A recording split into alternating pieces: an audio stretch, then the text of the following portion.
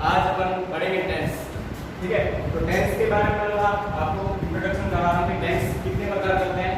ठीक है, तो टेंस को हिंदी में क्या कहते हैं, काल। ठीक है, तो टेंस वैसे 3 टाइप्स होते हैं, present tense, past tense, future tense. और अगर अपन हाई लेवल पढ़े तो मुख्य रूप से टेंस दो ही माने जाते हैं, प्रेजेंट और पास्ट। फ्यूचर को वैसे क्या बनाया गया है, प्रेजेंट और पास्ट दो ही टेंस होते हैं, फ्यूचर को हमने कलर टेंस बनाया गया। ठीक है, इसको अपन मान लेते हैं कि ये भी टेंस है। ठीक है, तो अपन सबसे पहले मतलब इसमें प्रेजेंट टेंस कर लेंगे। ठीक है, प्रेजेंट टेंस और इसके भी पार्ट्स प्रेजेंट टेंस के कितने होते हैं, 4। इसके प्रेजेंट टेंस के 4 पार्ट है। सबसे पहले प्रेजेंट सिंपल और इसको इंडेफिनिट भी कहते हैं। ठीक है, सेकंड है प्रेजेंट कंटिन्यू। ठीक है, और थर्ड है आपका प्रेजेंट परफेक्ट, और इसका 4th पार्ट है प्रेजेंट परफेक्ट कंटिन्यू। इसी प्रकार पास्ट टेंस, पास्ट टेंस मतलब क्या होता है, भूतकाल, जो भी समय मतलब अपने बीत गया है उसको क्या कहते हैं, पास्ट टेंस। तो अब इसके भी कितने हैं, there are 4 parts of the past tense. First part is verb past simple, या फिर इसको दूसरा नाम है इंडेफिनिट कहते हैं। ठीक है, सेकंड पार्ट है पास्ट कंटिन्यू। ठीक है, थर्ड पार्ट है past perfect, and fourth part है इसका पास्ट परफेक्ट कंटिन्यू। इसी प्रकार हम जाते हैं फ्यूचर टेंस। ठीक है, तो फ्यूचर टेंस के इसके भी मतलब कितने पार्ट होते हैं, 4 पार्ट होते हैं। फ्यूचर सिंपल, और इसका अदर नेम है इंडेफिनिट भी कह सकते हैं इसको। ठीक है, सेकंड है फ्यूचर कंटिन्यू, थर्ड है फ्यूचर परफेक्ट, एंड फोर्थ है फ्यूचर परफेक्ट कंटिन्यू। ठीक है, तो ये तो इसके मतलब बड़े-बड़े रूप से अपन कह सकते हैं, इसके पार्ट्स होते हैं टेंस के, इतने भागों में अपन बांट सकते हैं। ठीक है, अब मैं रूप से मैं इसको सबसे पहले वाला अभी अपन स्टार्ट करेंगे कि ये टेंस है। टेंस है तो अपन इसको मतलब सबसे पहले प्रेजेंट टेंस को लेंगे। ठीक है,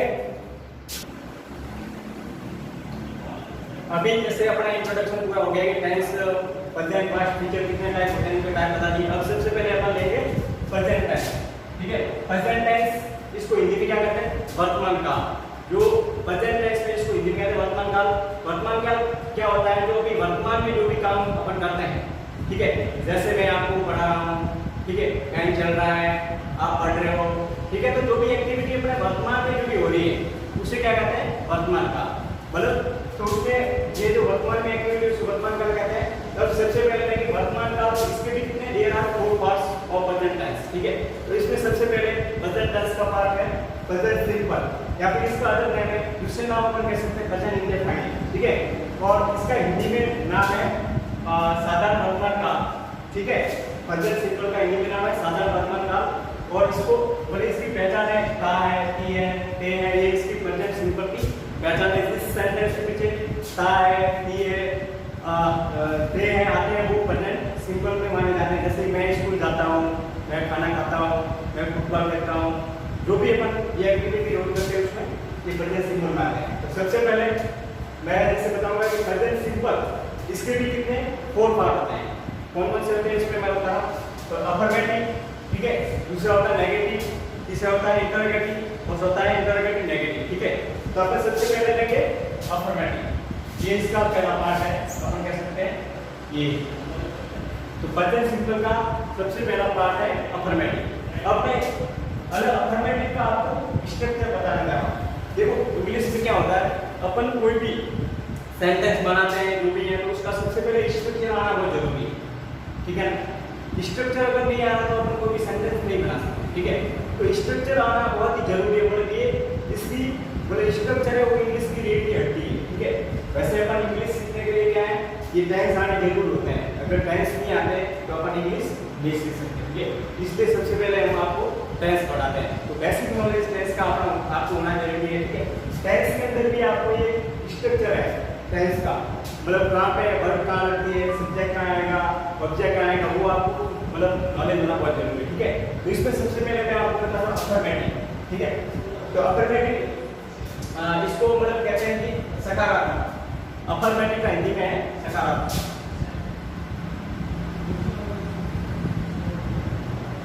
ठीक है, अफर्मेटिव का हिंदी है सकारात्मक। सकारात्मक सेंटेंस जो होते हैं, तो मतलब पॉजिटिव सेंटेंस होते हैं, वो सब किसमें आते हैं, अफर्मेटिव आते हैं। मतलब सकारात्मक, उसमें नेगेटिव भाव नहीं होता है। जैसे मैं खाना खाता हूँ, मैं स्कूल जाता हूँ, ठीक है, और मैं जो भी एक्टिविटी अपन करते हैं खेलता हूँ, जो भी है, तो ये सब इसमें सकारात्मक आते हैं। और इसका जैसे मैं उल्टा ले लूँ, जैसे नकारात्मक कौन से होते हैं, मैं खाना नहीं खाता, मैं स्कूल नहीं जाता, मैं पढ़ाई नहीं करता, तो ये नेगेटिव है, ठीक है। तो इसका जस्ट आप समझ सकते हो अपोजिट है अफर्मेटिव, ठीक है।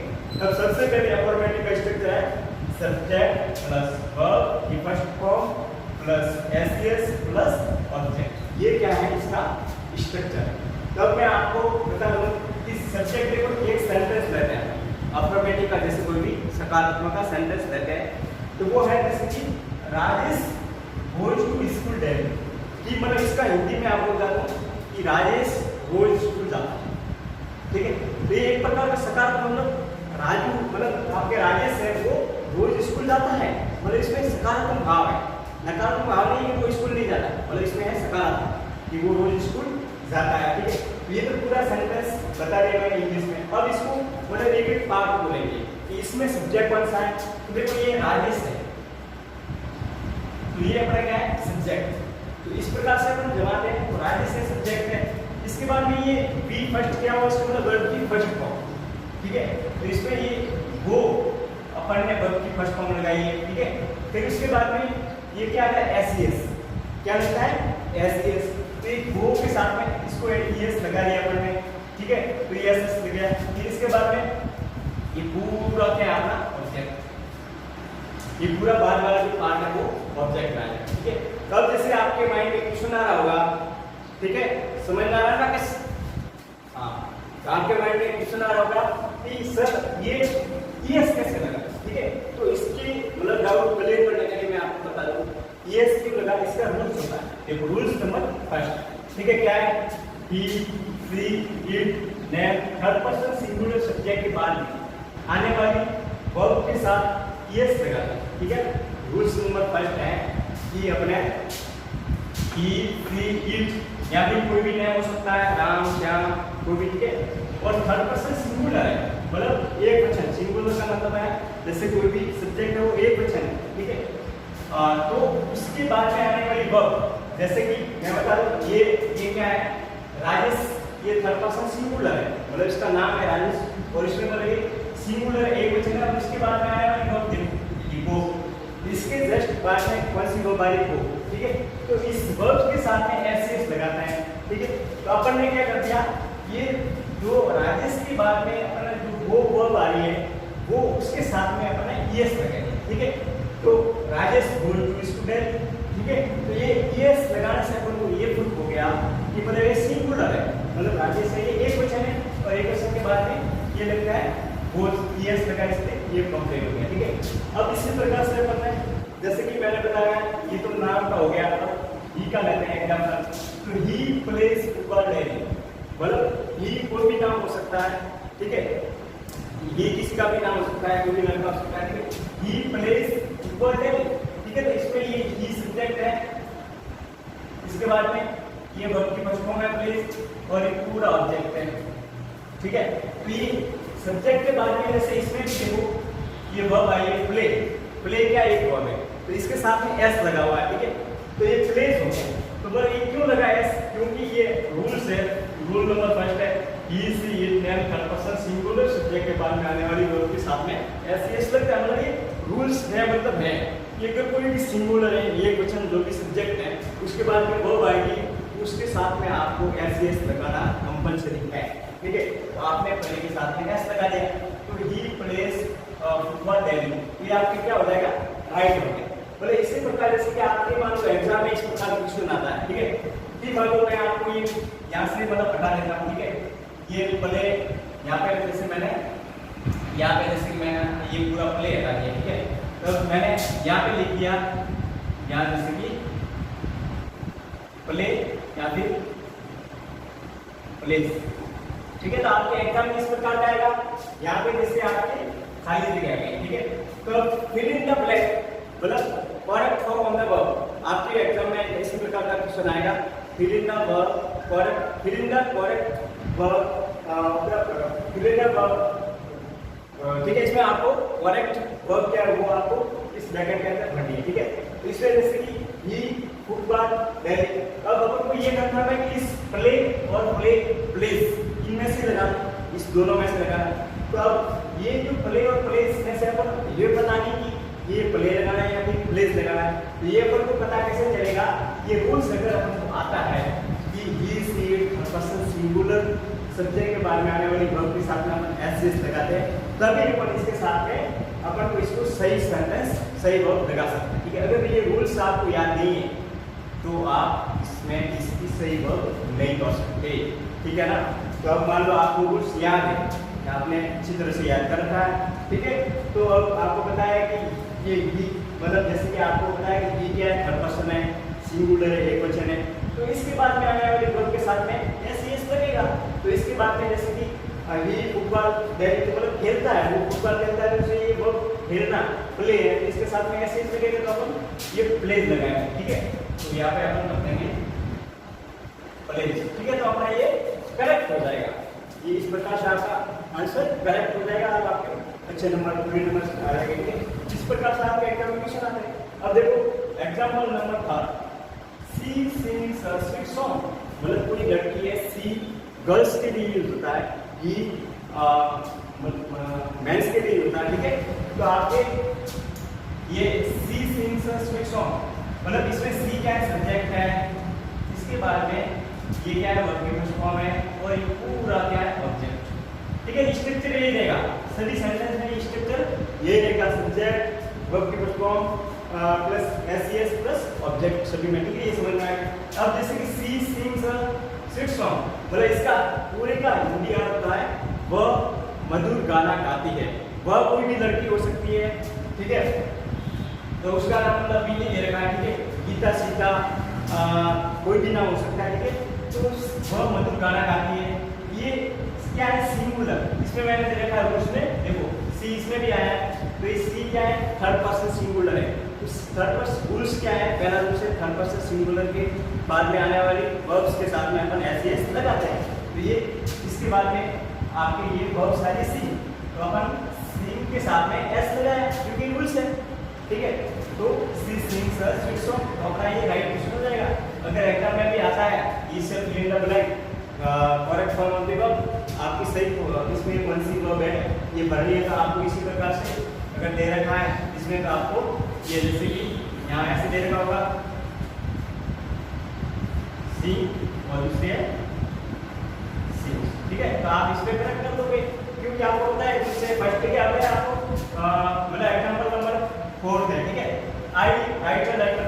ठीक है, आई राइट अ लेटर, तो जैसे कि इसमें क्या है, ये भी है सब्जेक्ट है।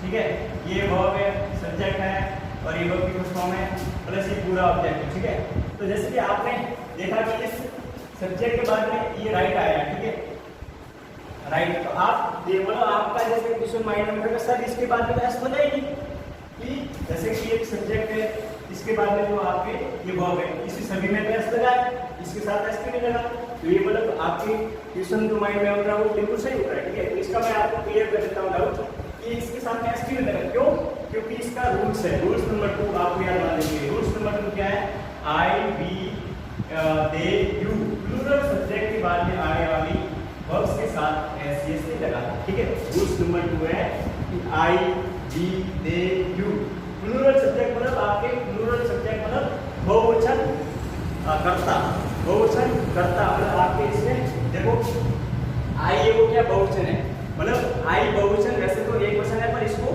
एक्सेप्शन माना गया है, प्रेजेंट सिंपल में इसको बहुवचन में रखा गया है। इसी प्रकार जैसे कि ये आई वी है, वी हम सभी है, तो वो बहुवचन है। दे है, दे मतलब वो, वे लोग, वे खूब सारे हैं, तो खूब सारों के लिए ये बहुवचन में रखा गया। यू है, यू मतलब तुम, ये भी बहुवचन में रखा गया, तुम सभी कल आ जाना, ऐसे अपन कहता है ना, तो वो बहुवचन है। तो ये प्लूरल है सब्जेक्ट के बाद में जो भी वर्ब आती है, जैसे कि ये इसके बाद में वर्ब आ गई, तो इसके साथ में क्या करते हैं अपन एस नहीं लगाते, ये रूल्स है सीधा। तो आई राइट लेट सीधा रूल्स है कि इसके बाद में ये प्लूरल के बाद में वर्ब है राइट, तो भी मैंने इसके साथ में एस नहीं लगाया। ठीक है, क्लियर है। और इसके बाद में अब आपके एग्जांपल नंबर 5 दे राइट लेट। ठीक है, तो इसके साथ में भी मैंने क्या है ऐसे इसमें लगाया, क्यों, क्योंकि ये मतलब क्या है, ये सब्जेक्ट के बाद में मतलब इस सब्जेक्ट क्या है आपके, ये जो देखा वो सब्जेक्ट है वो आपका क्या है, प्लूरल है, बहुवचन है। दे ये मतलब ज्यादा लोगों के लिए आता है। ठीक है, इसके प्लूरल के बाद में जो वर्ब आती है उसके साथ हमारे एस नहीं लगाते, सीधा रूल्स नहीं लगा। आपको ये रूल्स ध्यान रखना जरूरी है।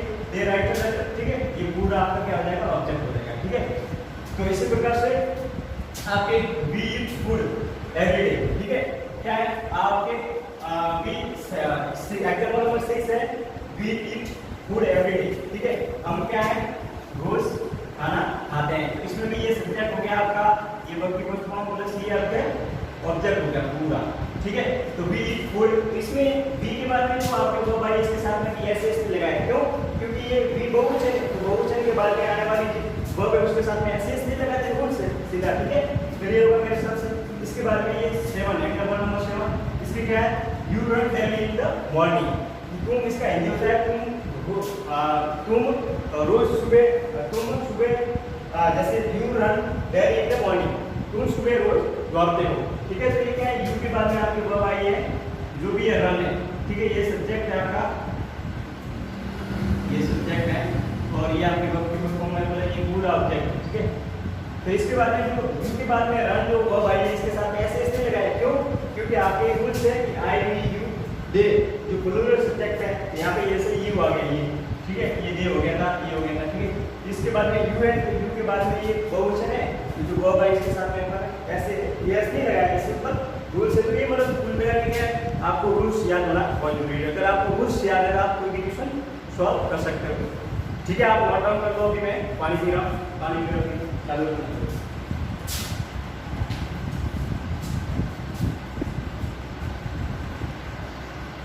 ठीक है, मेरे साथ आपने ये नोट कर लिया होगा, ठीक है। तो ये पूरा आपके प्रेजेंट सिंपल में जो अफर्मेटिव था उसके बारे में मैंने आपको बता दिया, इसके रूल्स भी है, फर्स्ट एंड सेकंड रूल्स है कि कहाँ एस लगता है कहाँ नहीं लगता है, मैंने पूरा बता दिया, ठीक है। तो इसके बाद में नेक्स्ट है जो इसी का पार्ट है, बी पार्ट है वो नेगेटिव, ठीक है, प्रेजेंट सिंपल का नेगेटिव है, वो मैं आपको नेक्स्ट पार्ट में बताऊंगा। तब तक के लिए